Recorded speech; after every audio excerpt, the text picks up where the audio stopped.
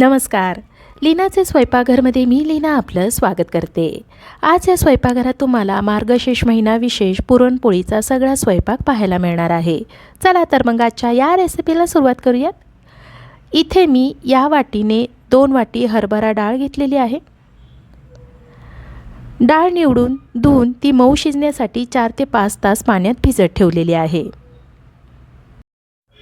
कुकरच्या डब्यामध्ये डाळ घेऊयात.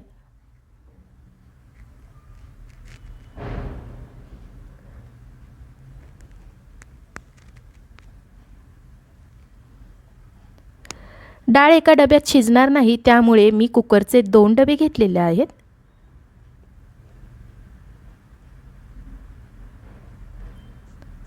डाळ बुडेल एवढं आता त्याच्यामध्ये पाणी घालायचं आहे.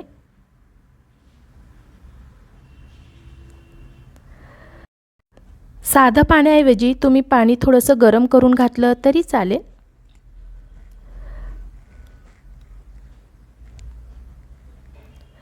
कुकरमध्ये डबे ठेवून गॅसच्या मोठ्या आचेवर याच्या आता 7 ते 8 शिट्ट्या करून घेऊयात. डाळ शिजत आहे तोपर्यंत आपण पीठ भिजवून घेऊयात. परातीमध्ये 5 वाटी मी गव्हाचे पीठ घेतलेले आहे. याच्यामध्ये आता थोडंसं मीठ घालूया. जास्त मीठ नको आहे. गोड पदार्थ असल्यामुळे दुधाबरोबर खाताना मिठाची खारट चव जाणवेल. मीठ मिक्स करून घेऊया. मीठ मिक्स करून झाल्यानंतर याच्यामध्ये थोडं थोडं पाणी घालून गव्हाचं पीठ मळून घेऊयात. पुरणपोळी करण्यासाठी पीठ जास्त घट्ट मळायचं नाही आहे किंवा जास्त मऊही मळायचं नाही आहे. पीठ आपलं छान मऊ मळून झालेलं आहे.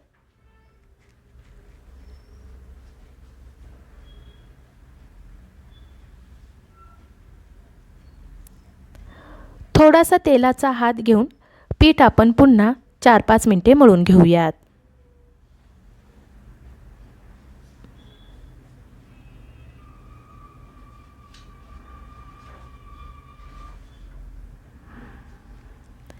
तेल लावून झाल्यानंतर पीठ आपलं चांगलं मळून झालेलं आहे. आता याच्यावर झाकण ठेवून बाजूला ठेवूयात. पीठ भिजत आहे तोपर्यंत आपण भजी बनवायला घेऊयात. इथे मी 3 मध्यम आकाराचे कांदे उभे पातळ चिरून घेतलेले आहेत. पातेल्यामध्ये कांदा घालूया. चवीनुसार मीठ घालूया. कांद्याला मीठ चोळून घेऊन तो मऊ करून घेऊयात.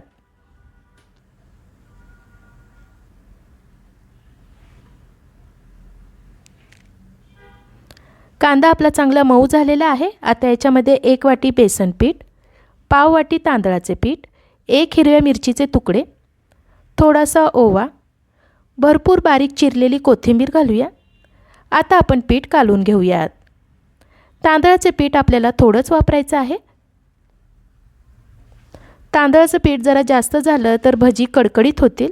पीठ मिक्स करून झाल्यानंतर याच्यामध्ये थोडं थोडं पाणी घालून पीठ भिजवून घेऊयात.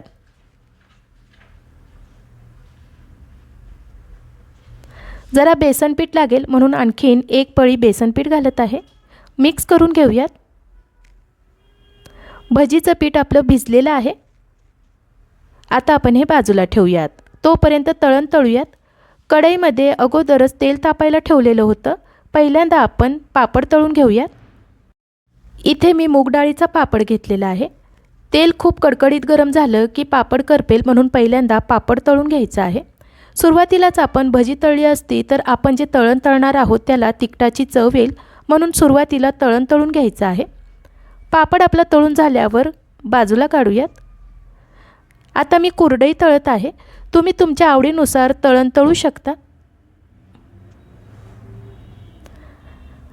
कुरडई तळत असताना तेल चांगलं गरम झालं पाहिजे. जर तेल गरम झालं नाही तर कुरडई तिथल्या तिथेच तळली जाते, उमलत नाही. कुरडई पण आपली छान उमललेली आहे. बाजूला काढूया.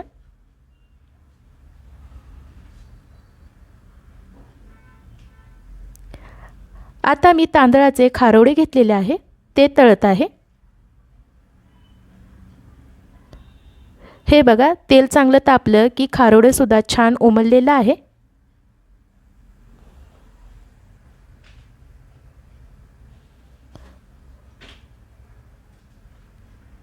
तळण आपलं तळून झालेलं आहे. भजी करायच्या अगोदर त्याच्यामध्ये चिमूटभर सोडा घालून मिक्स करून घेऊयात.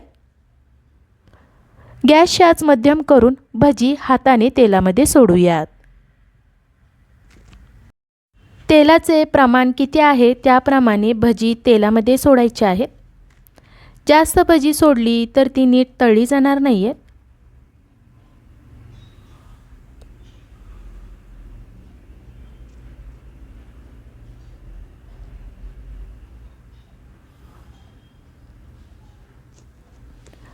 भजी तेलामध्ये नीट सेट झाल्यावर आपण ती पलटून घ्यायची. भजी व्यवस्थित तळली गेली पाहिजेत. जर गॅसच्या मोठ्या आचेवर भजी तळली तर ती लवकर बाहेरून तळली जातात, पण आतून कांदा तसाच कच्चा राहतो.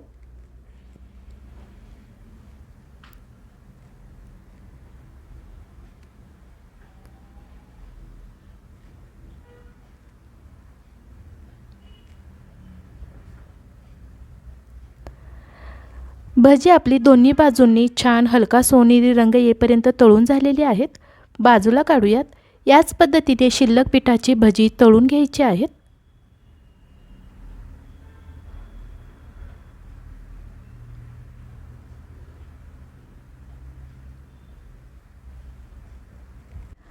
आता आपण डाळीकडे वळूयात.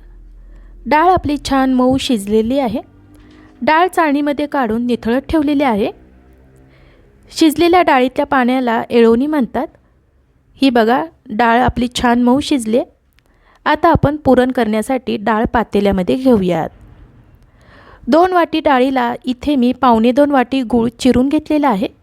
तुम्ही पावडरसुद्धा गुळाची वापरू शकता. गूळ घालूया. सुरुवातीला गॅसची आच मोठी करूया. गूळ छान मिक्स करून घेऊयात.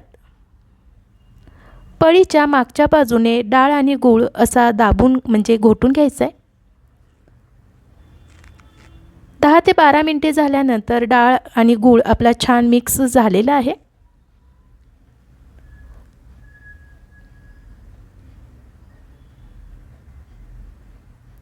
पुरण शिजलं आहे का नाही हे पाहण्यासाठी पळी अशी मधोमध उभी करायची आहे. पळी बाजूला पडत नाही आहे याचा अर्थ पुरण आपलं शिजलेलं आहे. आता आपण गॅस बंद करूया. अगदी चिमटीत बसेल एवढंच मीठ घातलेलं आहे. 1 चमचा सुंठ पावडर घालूया. गॅस बंद करून सुंठ पावडर टाकल्यामुळे वास टिकून राहतो. सुंठ पावडर आणि मीठ व्यवस्थित मिक्स करून घेऊयात. एक वाफ गेल्यानंतर पुरण चाळणीमध्ये घेऊन वाटून घ्यायचं आहे. आता आपण कटाची आमटी कशी बनवायची हे पाहूयात. इथे मी एका भांड्यात जास्त आणि एका भांड्यात थोडं कमी येळवणी घेतलेलं आहे. एका आमटीची मी कटाची आमटी करणार आहे आणि दुसऱ्याची आळणी आमटी करणार आहे. चला आता आपण फोडणी देऊयात. पातेल्यामध्ये 2 पळी तेल घालूयात. कटाची आमटी आहे म्हटल्यावर कटही आलाच पाहिजे. थोडंसं सुकं खोबरं, 10-12 लसूण पाकळ्या, जरा आल्याचा तुकडा, कोथिंबीर आणि थोडी शिजलेली डाळ घालून वाटण केलेलं आहे. तेल चांगलं गरम झालं की पाव टीस्पून मोहरी घालूया. मोहरी चांगली तडतडली की पाव टीस्पून जिरे घालूया. जिरे उमलले की अर्धा टीस्पून हिंग घालूया. ताजी कढीपत्त्याचे पाणी घालूया. खमंग फोडणी दिल्यावर तयार केलेले वाटण घालूया. आता हे वाटण गॅसच्या मध्यम आचेवर तेल सुटेपर्यंत छान भाजून घेऊयात. वाटण भाजलेल्याचा खमंग वास सुटायला लागलेला आहे. गॅसची आच कमी करूया. अर्धा टीस्पून हळद, अर्धा चमचा जिरे पावडर, 1 चमचा धने पावडर, 2 चमचे गोडा मसाला घालून 1 ते 2 मिनिट भाजून घेऊयात. मसाले परतून झाल्यानंतर याच्यातील भाजलेला थोडा मसाला दुसऱ्या भांड्यामध्ये घालूया. 1 चमचा कांदा लसूण मसाला घालून 1-2 मिनिटे परतून घेऊयात.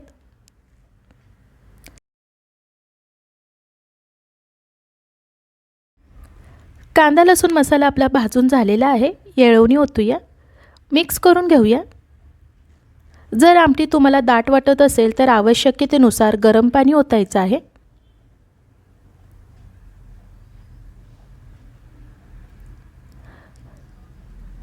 चवीनुसार मीठ घालूया.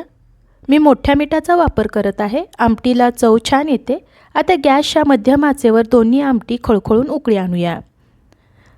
सगळ्यात शेवटी आता बारीक चिरलेली कोथिंबीर घालूया. आता आपण भात बनवायला घेऊयात. कुकरच्या डब्यामध्ये 1.5 वाटी निवडलेले इंद्रायणी तांदूळ घ्यायचे आहेत. तांदूळ 2 वेळा छान धुवून घ्यायचे. कटाच्या आमटीसोबत इंद्रायणी तांदळाचा भात भारी लागतो. तांदूळ धुवून झाल्यानंतर याच्यामध्ये 3 वाटी पाणी घालूया. चवीनुसार मीठ घालूया. मीठ लगेचच विरघळावं म्हणून हलवून घेऊयात. डब्यावर झाकण ठेवून गॅसच्या मोठ्या आचेवर याच्या 3 शिट्ट्या करून घ्यायच्या आहेत आणि भात शिजवून घ्यायचा आहे. आता राहिली ती पोळी बनवायची. पिठावरचे झाकण काढूया. तेलाचा हात घेऊन पीठ परत 1 ते 2 मिनिटे मळून घेऊयात.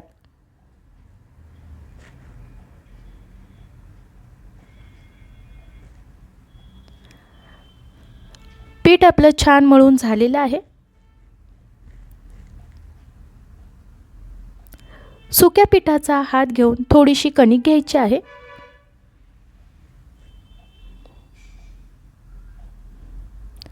कणिक दोन्ही हाताने जरा मळून घ्यायची आहे. मळून झाल्यावर त्याची खोल अशी वाटी बनवून घ्यायची.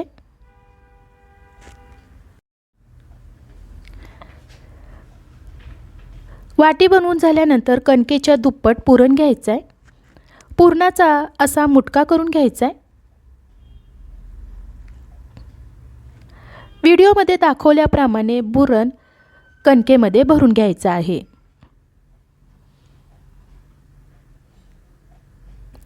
पुरण कणकेत भरल्यानंतर जास्तीचे जे गव्हाचे पीठ आहे ते बाजूला काढायचं आहे.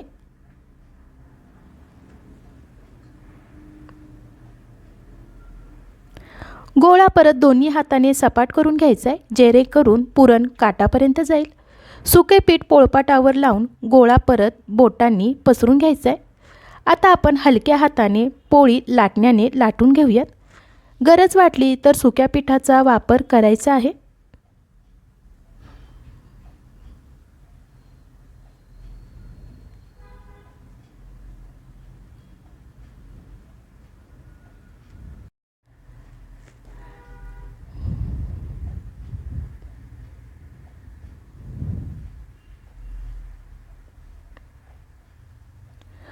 पोळी आपली छान लाटून झालेली आहे. हे बघा. गॅसच्या मोठ्या आचेवर अगोदरच तवा गरम करायला ठेवलेला होता. पोळी तव्याला चिटकू नये म्हणून तेल लावूया. काळजीपूर्वक पोळी उचलून तव्यावर टाकूयात. पोळीच्या वरच्या भागाचा रंग बदलला की उलटण्याच्या साहाय्याने हळूवार पलटून घ्यायचे. शक्यतो पोळी मोठ्या आचेवरच भाजून घ्यायचे म्हणजे ती नाजूक दिसेल. पोळीला दोन्ही बाजूने छान तेल लावून घेऊयात. पोळीला तुम्ही तेलाऐवजी साजूक तूपसुद्धा लावू शकता.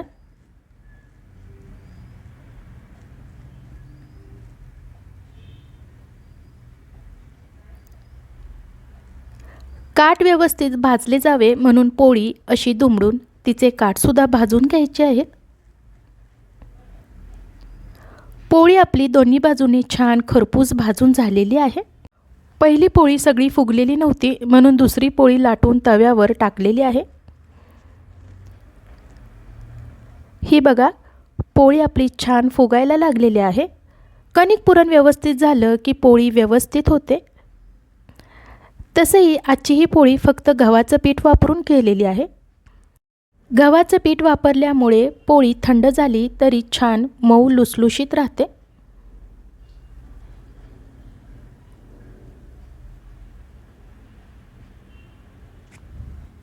पोळीला दोन्ही बाजूंनी छान तेल लावून घेऊया. याच पद्धतीने सर्व पोळ्या लाटून छान भाजून घ्यायच्या आहेत.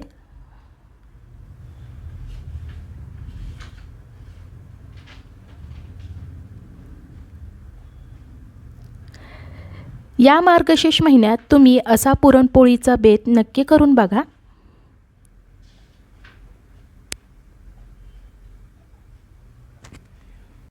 पुरणपोळीचा सगळा स्वयंपाक तयार झालेला आहे. आता ताट वाढायला घेऊयात. सुरुवातीला मूग डाळीचा पापड, कुरडई, खारवडे, गरम दूध, कटाची आमटी, आळणी आमटी, भजी, लिंबाची फोड, मीठ, इंद्रायणी तांदळाचा मऊसूत तयार केलेला भात, पुरणपोळी वाढूयात. काही जणांना पोळी आमटीबरोबर, गुळवणीबरोबर किंवा दुधाबरोबर खायला आवडते. गरम दुधावर वितळलेलं साजूक तूप घालूया.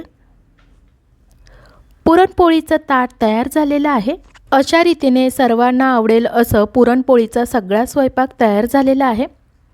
या मार्गशीर्ष महिन्यात असा पुरणपोळीचा बेत तुम्ही नक्की करून बघा. मला आशा आहे आजचा हा सगळा स्वयंपाक तुम्हाला आवडला असेल. आजचं हे मराठमोळं जेवण तुम्हाला आवडलं असेल तर लीनाचे स्वयंपाकघर या यूट्यूब चॅनलला सबस्क्राईब जरूर करा. धन्यवाद.